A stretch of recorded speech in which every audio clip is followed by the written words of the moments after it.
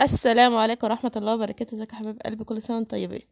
هنعمل مع بعض النهاردة الفطار، طبعا تاني يوم رمضان. كل سنة وانتم طيبين. هنعمل صينية فراخ مشوية. طبعا دي كمون، كزبرة وملح وفلفل اسمر وبابريكا وكركم وكاري. حبايب قلبي البهارات بتاعتي اللي انا هحطها في الفراخ.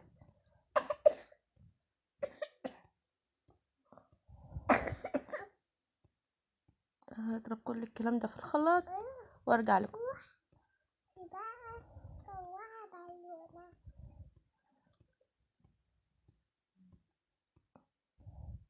دي فلفل وبصل.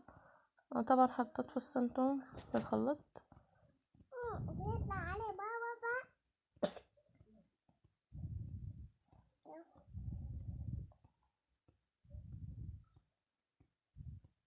وشوية زيت.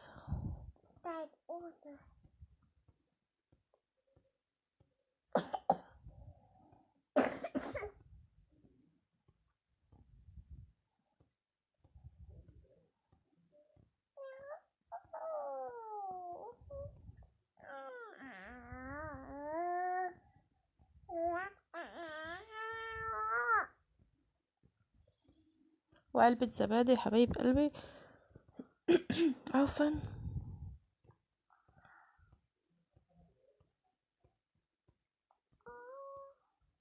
تخلي الفراخ حلوة وعلبة الزبادي دي، وتخلي الفراخ طرية كده من جوه مبقاش ناشفة.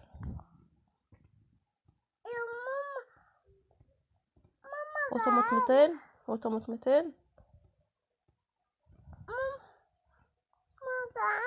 حاضر. طبعا انا ضربت الكلام ده حبايب قلبي اهو زي ما انتوا شايفين.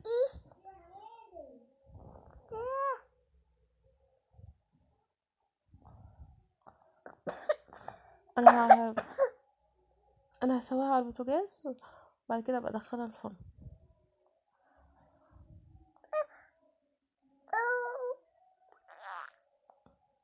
طبعا هنعمل مع بعض العصير. دي جوافية انا غسلاها كويس وحاشة منها البيض. انا بحش البذر قبل ما اضرب اهي زي ما انتوا شايفين كده يا حبايبي. اضربها في الخلاط. وده الفطار بتاعنا يا حبايبي اهو. فراخ اللهم صل على النبي، والله شكلها جميل وتحفه. وده الرز بتاعنا وكفته وسلطه وعصير. اتفضلوا معانا يا حبايب قلبي. كل سنه وانتم طيبين.